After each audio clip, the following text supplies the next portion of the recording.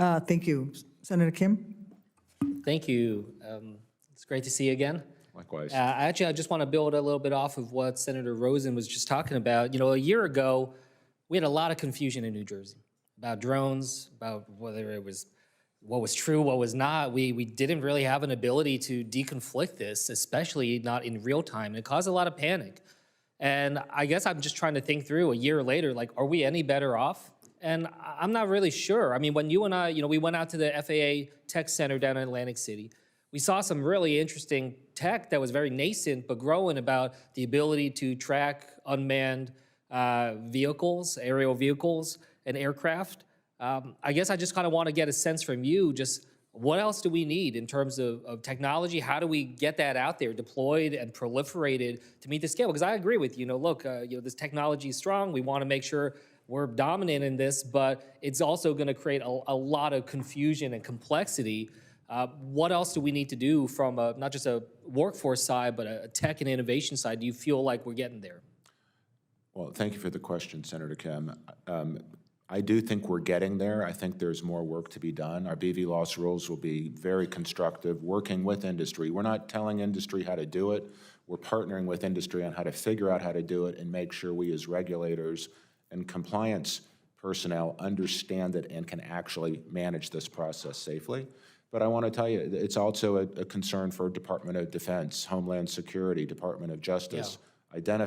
So detection, threat assessment, and mitigation are three additional principles that we're very focused on. Yeah, the Joint Military Base and other installations in my state, they had no idea what was going on, let alone have equipment to be able to mitigate some of those. So, I'd love to continue working with you on this.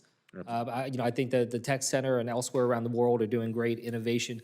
I want to just kind of build off of what others were saying and just get an update from you just on the Newark side of things. We've had a number of conversations about some of the challenges that we face there. I've been impressed and grateful for the attention and efforts to try to strengthen that up, both in terms of upgrades as well as staffing at the Philly TradeCon in particular. But I guess I just wanted an update for you so I can bring back to my bosses in New Jersey. How are we doing? What else needs to be done? And what's the timetable? Well, thank you for the question. Honestly, I don't think our work will ever be done there. I mean, staffing is going to be something that we're going to be focused on, I think, for the remainder of my term of office. I don't think we can rest, right? We'll have to keep our foot on the accelerator. Especially as you're saying, it takes 2 to 3 years to be able to get up to speed, and then each region, each area, they need to be proficient in that space too. There is good news. We've seen a lot of the telecom stability has been overcome, so I feel like we're on better footing there, but I want to go back to the previous caveat I made that what we're doing is we're replacing copper with fiber. Yes, it's more reliable, but we have not yet re-architected how that fiber sits in the ground and its connectivity. So we still have some single points of failure that we're having to work our way through as we identify and mitigate those. So I do think we've made a lot of progress. We're not stopping. We still have a big upgrade cycle to do, both at Philly C and in the tower in Newark. Am I able to go back to my bosses in New Jersey and tell them that the blackouts on the radar and other comms issues that we had earlier, that's not something we should expect anymore? Well, again, the NAS is still analog. Even though we're putting in digital equipage, it's still being converted to an analog signal, so the surveillance system. So as much as I want to tell you the system is stable compared to where it was this summer, it's still at risk of the fact that we're dealing with 50-year-old radars. One other thing I want to just get on your radar is, I've been hearing from my constituents, especially those up by New York City, up in North Jersey. They're telling me like they're getting upwards of 170 helicopters going over their head over the course of a given day. Much of that non-essential, there's a boom in tourism and whatnot.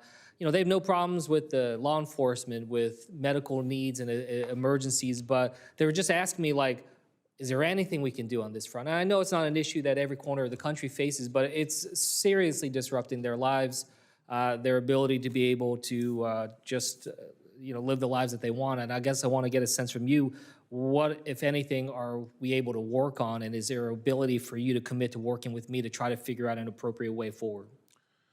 Well, I wish I could offer you a lot of hope on noise. I think there are two ways we can help with noise. First is modernize the system where we can keep aircraft at a higher altitude and allow them to do power-off descents into the airspace and to landing. That will significantly increase capacity and reduce noise impacts in our community. I think the hope for helicopters, frankly, is in the future of advanced air mobility. Those airframes are remarkably quiet, and if we can replace helicopters with, forget even if they're vertical takeoff and lift vehicles, even conventional electric vehicles will be significantly quieter in the airspace than what we have with conventional helicopter lift. Okay, well, look, I'd like to continue this about not just that on the tech side, but what flight paths. I mean, especially after the crash that we had in the Hudson, there's a safety concern that many are facing. So if you don't mind, I'd love to be able to follow up with you. I would and love to continue work raise with this. you on bringing out our Mars technology as we think about New York airspace as an airspace system, not four separate systems, where we can drive greater efficiency that I think would also benefit noise in the market. Okay, thank you, and I yield back. Yeah, I was with you too. You wanted to get rid of helicopters. So, Senator Hickenlooper.